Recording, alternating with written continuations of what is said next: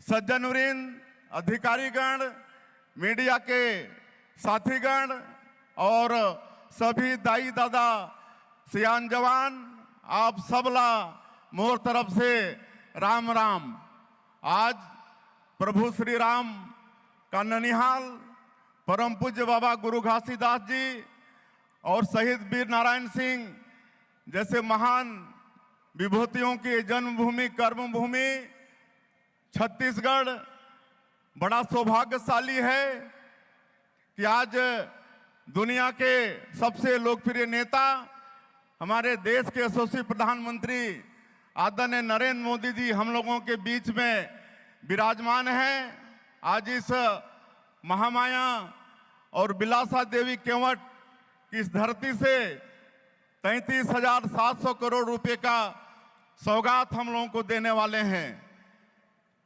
ऊर्जा के सेक्टर में, रेलवे के सेक्टर में, सड़क के सेक्टर में, आवास के सेक्टर में, शिक्षा के सेक्टर में इस 33,700 करोड़ रुपया के सौगात से विकास को बहुत तेज गति मिलेगी और इसके लिए छत्तीसगढ़ बड़ा सौभाग्यशाली है।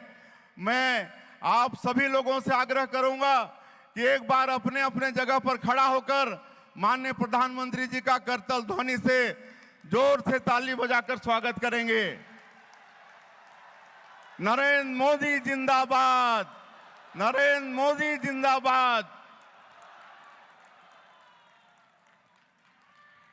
मैं माननीय प्रधानमंत्री जी को अवगत कराना चाहूंगा कि 1.5 साल पहले इसी धरती में आप छत्तीसगढ़ की जनता से आह्वान किए थे कि उस समय की भ्रष्टाचारी कांग्रेस की सरकार को उखाड़ फेंकना है और छत्तीसगढ़ की जनता ने आपके आह्वान को, आपके गारंटी पर भरपूर भरोसा जताया और आपके विश्वास के कारण हम लोग विधानसभा के चुनाव में और लोकसभा के चुनाव में ऐतिहासिक सफलता प्राप्त करके डबल इंजन की सरकार बना पाए और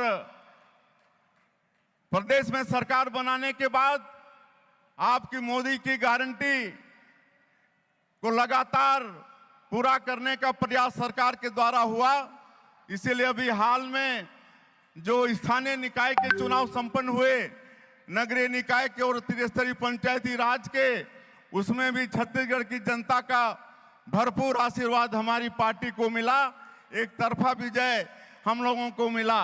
ये सब आपके आशीर्वाद, आपके मोदी की गारंटी, उसी का असर है। माननीय प्रधानमंत्री जी, हमारा ये देश धन्य है कि आप जैसे जननेता के हाथ में सरकार की बागडोर है। आपने पूरे दुनिया में भारत का मान और सम्मान बढ़ाया है। कोरोना काल में आपने किस तरह से विश्व को वैक्सीन प्रदान करके उनको सहयोग किया, किस तरह से G20 का समिट सफलतापूर्वक कराकर पूरे विश्व में भारत का प्रभाव बढ़ाया। माननीय प्रधानमंत्री जी, आपके कार्यकाल में ही अयोध्या में प्रभु श्री राम का भव्य मंदिर का निर्माण हुआ।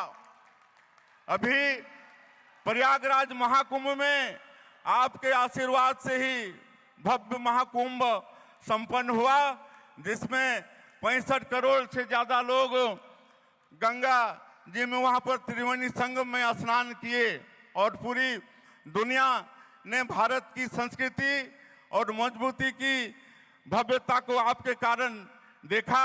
ये सब आपके कारण ही संभव हो पाया है। आपके कार्यक्रमों के, आपके योजनाओं के कारण, वो चाहे प्रधानमंत्री जनमन योजना हो, धरती आबा ग्राम उत्कर्ष योजना हो, स्वच्छ भारत मिशन योजना हो, कृषक सम्मान निधि योजना हो, आवास योजना हो, आज छत्तीसगढ़ जैसे जनजाति बाहुल प्रदेश में उसका बहुत लाभ हो रहा है, तेजी से विकास हो रहा है।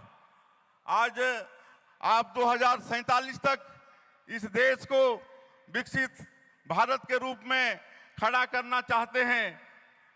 हम भी छत्तीसगढ़ में एनर्जी के सेक्टर में, सड़क, रेलवे, शिक्षा, आवास के क्षेत्र में आपके आशीर्वाद से बड़ा परिश्रम कर रहे हैं और अपने प्रदेश में ऊर्जा और खनिज की पूर्ति करके और प्रदेशों को भी उसकी पूर्ति का प्रयास हमारे प्रदेश से हो रहा है।